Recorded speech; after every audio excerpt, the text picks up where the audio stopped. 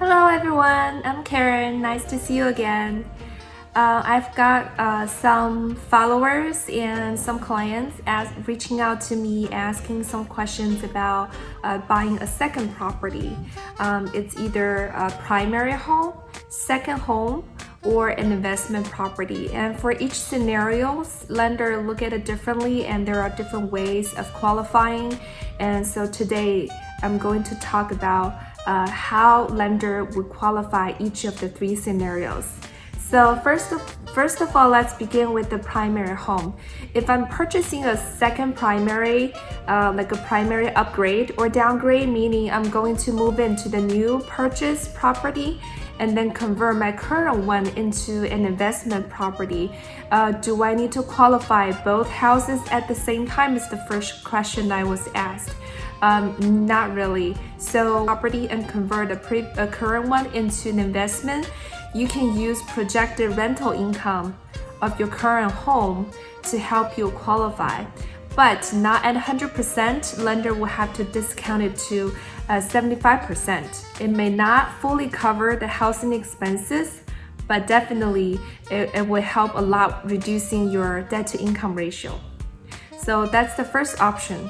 Second option you may have is sometimes you don't have the down payment for the purchase and you need the money from your current home to complete the purchase transaction. In this case, you will have to buy and sell at the same time.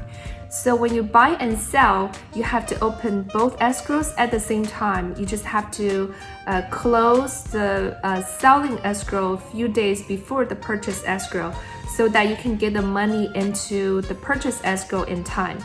To do that, you will need a really good real estate agent to help you coordinate everything and timing everything precisely. So the agent have to coordinate with you as a seller and the buyer, escrow companies, both escrow companies, to make sure everything happens at the same time. The last option you have is a cash out. If you believe that you have sufficient equity in your current home, and you can definitely do a cash out transaction and to come up with a down payment for the new purchase. In that case, you will have to qualify both houses at the same time, but you will have the projected rental of your current home to help you qualify.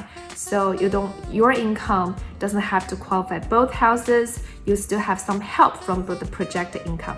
Now, second scenario, if you're buying a second home, meaning you're going to occupy the new purchase while keeping your current home as your primary at the same time. So in that case, your income really has to qualify for both houses at the same time because you're not renting any of them out and you're occupying both of them and they're not generating any rental income. So in that case, your income has to cover both houses, and also lender has to look at the scenario to determine if this is really your second home. Because the real definition for a second home is that it has to be like a vacation home, meaning it has to be in a vacation area, something like Big Bear or like a beach town to make it a vacation home. Or sometimes the distance can play a good role in this. For example, if the husband lives in Northern California, like he works in Northern California and wife works in Southern California, the distance is very far apart and they both occupy the houses there. Each of them occupy a house there. So one of them can be primary and one of them can be a second home because of the scenario allows that. And it's not in the vacation area, but lender can make that into a second home because of the situation. Okay, so the last scenario when you're buying a second house is that you're purchasing an investment property. So purchasing an investment property is is pretty much the same as the first scenario that I talked about. You can use the projected rental income of the purchased property to help you qualify. But not at 100%, lender have to discount it to 75%. It may not cover 100% of the housing expenses, but definitely it will reduce your debt to income ratio, to help you out a little bit. If you're purchasing a second home instead of investment, like if you plan to also occupy the second home, you definitely want to claim that, because second home will give you a little bit more advantage on the interest rate comparing to the investment property.